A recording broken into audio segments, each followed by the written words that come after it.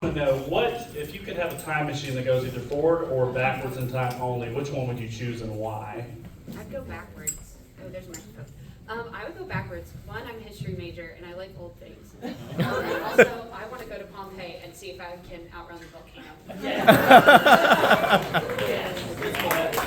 Give her a hand one more time.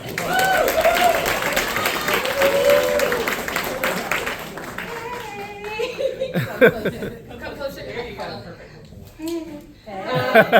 Okay, so I didn't think I would actually get drawn, so this is really fun. Hi, I'm a student at UGA. I am very excited to be here. I'm going to tell you all a story about how I almost died. So there's going to be a lot of blood involved in this story, so I'm going to apologize if that makes you weak in the knees, but yeah. So I got my tonsils out when I was 17, and that's not good. You're supposed to do it when you're younger, because something's weird with like adult tonsils that makes them harder to get out. And so usually it's like fine, it's whatever. The doctor said like, oh yeah, you might experience like some light bleeding. It was not light. So it was like maybe a week out after I had my surgery, and I was sitting on the couch, I was drinking a Gatorade, and I swallowed, and I was like, that's so weird, there's still Gatorade in my mouth. And so I swallowed again, and I was like, oh my god, it's not going away. So I immediately stood up, and I ran to the kitchen sink, and I opened my mouth, and what fell out but so much blood.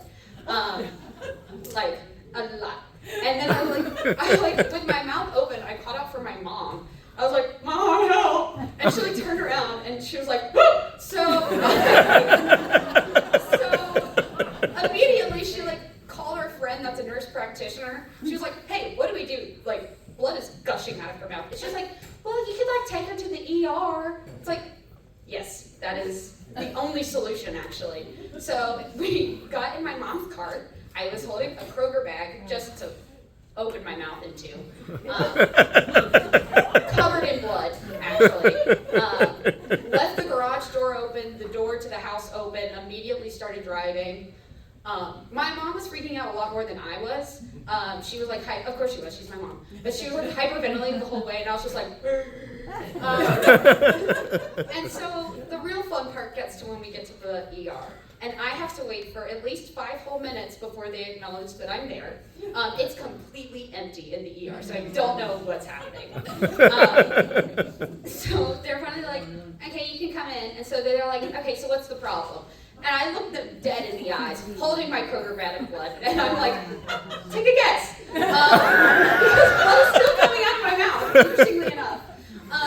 But they put me in a wheelchair after they keep asking me questions, if I've had any surgeries recently. Like my mouth would spontaneously do that. So they sent me back to a room. That was really fun. I was sitting on a chair. And then this lady, who is now enemy number 1, she comes in, and they put an IV in me, which I'm like, that's so great, thank you, that's enough.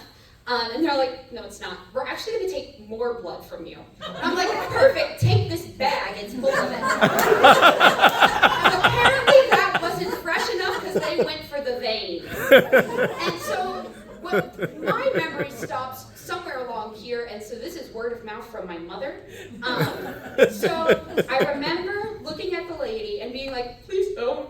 And she's like, oh well, and sticks the IV in my arm, whatever, which is fine. Normally it's fine. At this point, a lot of blood gone.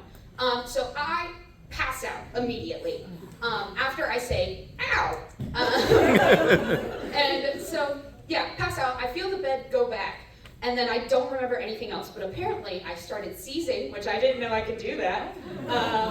Everything went completely white for me. And my mom said that the ER doctor started hyperventilating, which is not what you want to hear. On a bed dying, apparently. But yeah, so they set me up to more. They're not taking blood out, they're giving me more. So that's happening. And then my mom, I eventually come to, and I wake up, the ER doctor's panicking. It was his first week in the ER. My mom, this is TMI. When you die, your body releases gas or whatever. My mom was like, I thought you shat yourself because you were dying. And so she was like, I just need to check and make sure. And I was like, Mom, I promise you I didn't.